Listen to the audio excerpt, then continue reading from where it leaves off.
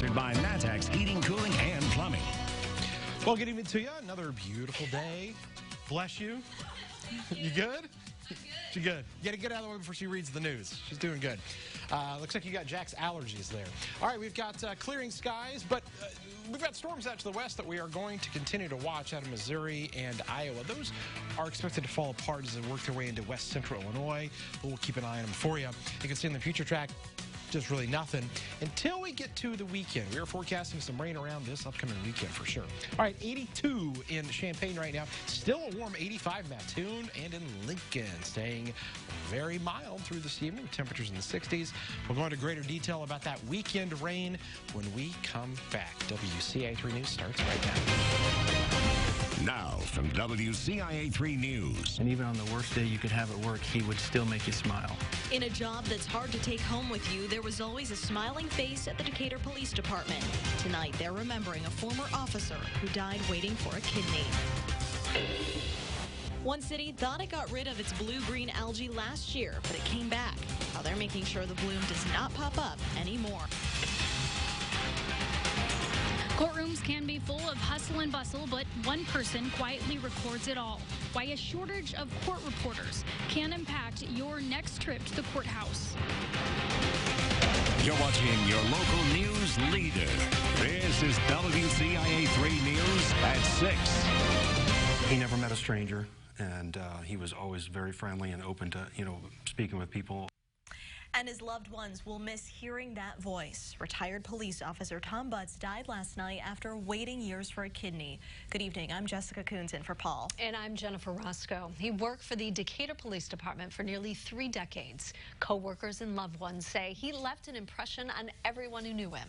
WCIA 3's Jamie Mays is with us now. And Jamie, we have been following his story since he went public with his search for a donor last year. And everyone thought this was going to end much differently and he would find that kidney. His wife says what happened to Butts stresses the importance of organ donors. There are many ways friends and co-workers describe Tom Butts. Tommy's the life of the party. He always had a smile on his face. He always had a joke to be told. Not only a co-worker, but a good friend. Tommy was just a joyful soul, and he will definitely be missed. Butts died waiting for a kidney. He worked as a police officer for the Decatur Police Department for 29 years and retired in 2015 to work in courthouse security. We would see him on occasion up there working and still smiling and having a good time. It was just good to know that he was still, at that point anyway, he was still had enough energy to do that. But then when he, had to go away from work and was at home, you could tell that, he wasn't where he wanted to be. He really wanted to be better. Then something happened that Butts had been waiting for. He thought he found a donor, but it turned out she wasn't a match, and the search began again. Larry Brooks says what happened to Butts has strengthened his own belief in the importance of organ donors. And just to hear all the lives that, that was going to save impacted me, and that's why I was hopeful that something like that would happen with Tommy.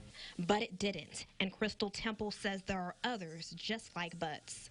There are, on average, between 113,000 to 116,000 people waiting for a vital organ. For some blood types like type O, the one Tommy Butts had, it can be difficult. Somebody who's type O can only receive organs from somebody else who is type O. Therefore, it can be harder to find. That's why Larry Brooks says he wants others to consider donating and making a difference in the life of someone who needs it. To know part of them lives on in somebody else and improves their life. The family thanks everyone for their support, kindness, and prayers. Jennifer?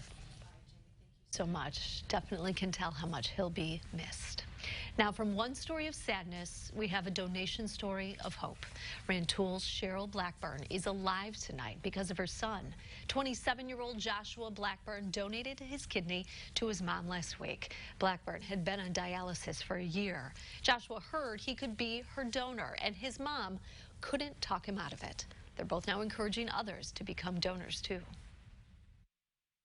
There's just so many people that need organs of every kind, and to be able to give them that chance at life, I think would be a great blessing for them.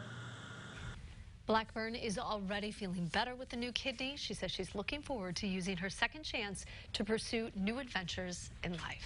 New for you tonight, Champaign police are sending out a warning about stranger danger. Police say they were called to Frank and Williams Drive. A teenage girl told them she was walking home from school when a man tried to get her to come to his van several times. She refused. Officers say the van is white with a faded tree symbol on the side. If you know anything about this, you should call police. It's not a job you often see. They are the quiet note takers, but they are absolutely essential to the way a courthouse operates. We're talking about court reporters, and there is a shortage of them, not only across the state, but nationwide. WCIA 3's Courtney Bunting is live at the Champaign Public Library now. And so, Courtney, what are people doing about this? Well, Jennifer, courthouse leaders are actually offering introductory classes to court reporting. For example, one is happening right now at the Champaign Public Library behind me. Now, these courthouse leaders say if more people aren't trained to fill these court reporter positions, the legal system could seriously suffer. I started as a reporter in 1978.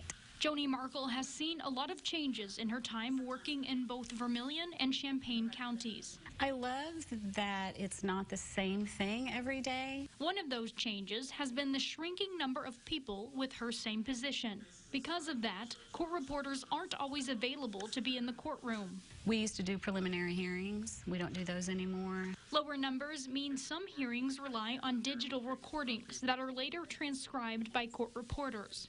But Markle says that's far from foolproof. The digital recording, the microphone's right there. You have two people at least at one table. Somebody coughs, somebody talks over someone else if they're talking at the same time. Melissa Clagg oversees the court reporters in Champaign County. She believes there are a lot of misconceptions about the field. You're just listening, you're absorbing everything that's spoken, and you're learning as you go. So if you don't necessarily know the law, that's no problem.